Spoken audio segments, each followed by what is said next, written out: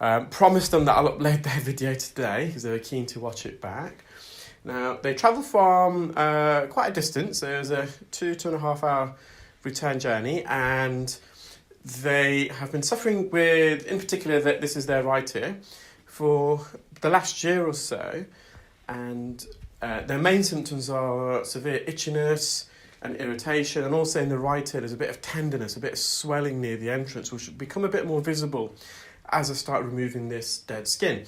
So as you probably saw there was no occluding earwax. We could see the eardrum in its whole entirety, but the whole ear canal was coated with a layer of dead, itchy, irritable skin. And so we call this otitis externa. Otitis externa is an umbrella term given to an infection and or inflammation that exists exclusively in the ear canal and the outermost membrane of the eardrum.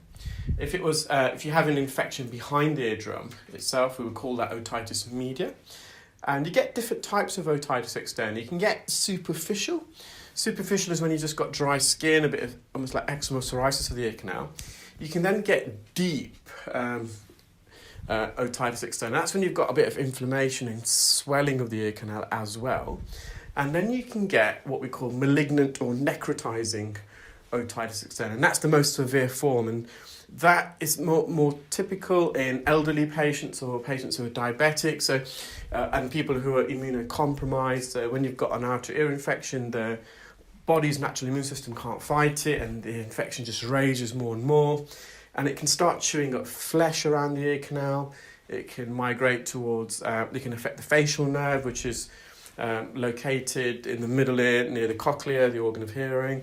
It can also spread upwards towards the brain, underneath the meninges, so it can cause meningitis and brain abscess. So it can be quite serious necrotizing and malignant otitis externa. So this patient, you would say she's got superficial otitis externa, but also just at the entrance there's a bit of a swelling there, so you could also call it a bit of deep otitis externa. And what we're trying to do is just peel this skin layer away from her canal walls. And this skin's not going to naturally migrate itself. The patient's ear canal is quite narrow, so it's a bit limited for space in there. And if you keep watching, you'll see this is a complete dead skin peel. It's from the entrance of the ear canal all the way to the eardrum. And in fact, we actually peeled a whole new layer of skin off the eardrum itself to reveal a brand new layer that was there. And at first appearance, it didn't appear that there was any dead skin on the eardrum. It was only once we started peeling this towards the drum and then finally off the drum, we realised that there was actually a fresher layer of dead skin secreted already behind the dead layer that was coating it. So I'm just using a fine end gauge just to peel this off the anterior canal wall. And the skin is a bit sticky, so it's a bit more tricky. It kept blocking the tube as well. And in a moment, we're going to use forceps as well. You can see I'm just going to target the top part of the ear canal now. So we want to peel the skin all the way around if possible. So I've peeled it already from the base of the ear canal and also from the back part of the ear canal and the front. And now I'm just peeling it off the roof. And you can see it's peeling all the way down towards the eardrum, so medially. Now, interestingly, this patient started developing her itchy dry ears after being diagnosed with menopause, and she previously watched a couple of my other videos where I had patients who also were either premenopausal or menopausal and ascribed the symptoms and the onset of their dry itchy ears at the same time as being diagnosed as their menopause. And anecdotally, at least, I feel there is a link there. Women who are menopausal or premenopausal are known to develop itchy, dry skin elsewhere, other parts of the body. And so it's, for me at least anyway, it's very clear, in the absence of any clinical evidence, but just anecdotally, that there is a link there. And so the treatment plan is the patient's going to use some acetic acid for the next 7 days. They've previously been prescribed antibiotic ear spray. And if the acetic acid doesn't work or is not helpful, we're going to request the GP to re-prescribe that, to do a repeat prescription. And once they've used the acetic acid, I've just advised the patient to use some olive oil spray. Now, the olive oil that we recommend is it's a medical grade olive oil. It's a safe use in the ear. It's not olive oil at home in the kitchen. So, and just to use that on a regular basis, just to help moisturize the ear canal. Because you can see even below this dead layer of skin, the undercoat is also very dry already. You can see these little white skin flakes there that are visible. So we're just approaching the eardrum now, trying to get underneath this dead skin, get a suction grip, and not only am I trying to lift it up, I'm trying to also lift it away. So I'm actually, with the suction tip, I'm actually going towards the eardrum, pausing, then going up. So I'm lifting it up off the bottom of the ear canal. You can see this layer of dead skin. It's translucent in appearance. It's keratinous. So keratinous is a protein which we also find on our nails and hairs. So this skin layer, it's stratified. So the term stratified means there's layers of skin. And initially, this keratinous skin that you're seeing right now, this yellowy appearance, was freshly secreted skin that was touching the surface of the ear canal wall.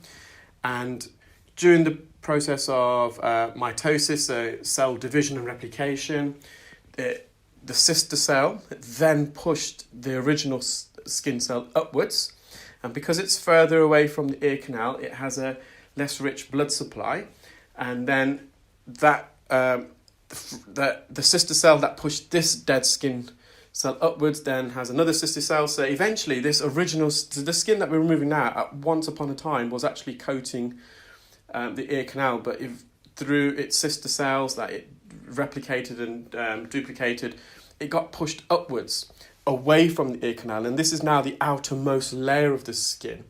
And just going to come back to that in a moment. So just using the forceps to peel this, you can see it's peeling away off the eardrum there, and you'll see this piece, that's the still image on the thumbnail. There you can see just how shiny and glossy the eardrum is now. On the right hand side of the ear canal, you got the fresh layer of skin.